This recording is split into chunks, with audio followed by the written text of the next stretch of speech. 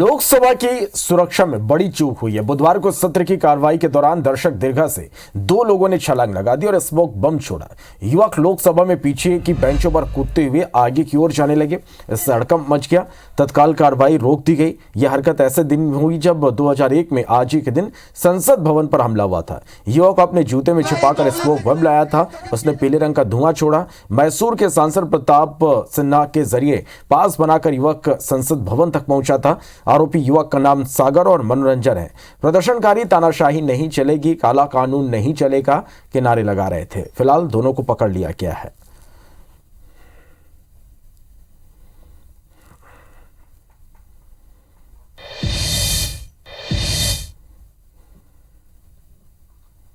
जैसा कि भी प्राइमा फेसी पता चला है कि कोई मैसूर के सांसद प्रताप सिन्हा जी के गेस्ट के रूप में पास पर आया है। कोई सागर करके, उसका जब देखा तो उसका नाम कोई सागर करके है, जो जिस लड़के को एक को पकड़ा है।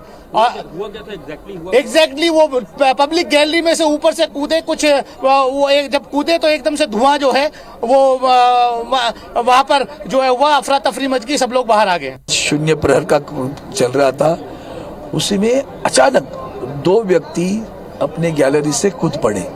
कूदे मतलब पहले वो आगे वाले पिलर को लटकते रहे, लटकने के बाद में कूद पड़े। एक के पीछे दूसरा भी कूदा। कूदने के बाद में दोनों ने बेंच के ऊपर से कूदना स्टार्ट कर दिया।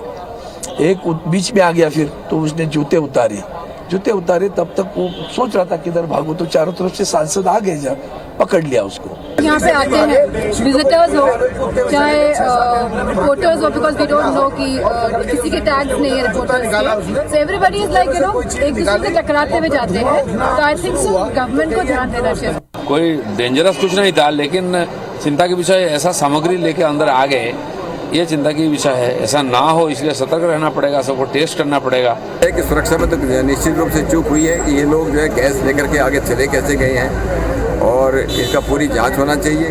ज्वाइंट टीम बनना चाहिए।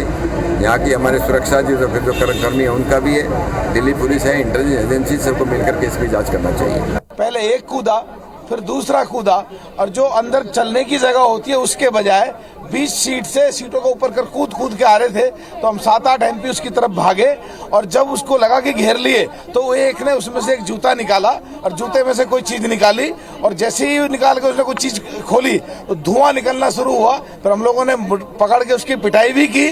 फिर सिक्योरिटी वाले भी आ गए। आज तक इतिहास में इस तरह की कोई वो नहीं हुई, और यहाँ मुश्किल से 4 दिन पिछला सेशन और ये 6 दिन, एक हफ्ते का ये सेशन, ये घटना हो गई। एक करके जैसे एक नीचे गिरा और दूसरा भी कूद के नीचे गिरा, और दौड़ करके सीट से जंप करते हुए अध्यक्ष की तरफ भागता हुआ और कह रहा था कि तानाशाही नहीं चलेगी। एक उसने कुछ पाउच टाइप निकाला और उसमें येलो पीले कलर की गैस उसने छोड़ी। फिर वहाँ पे हमारे माने सभी सांसदों ने उसको पकड़े उसको पिटाई भी की। फिर उसको सिक्योरिटी को सौंपने का काम किया।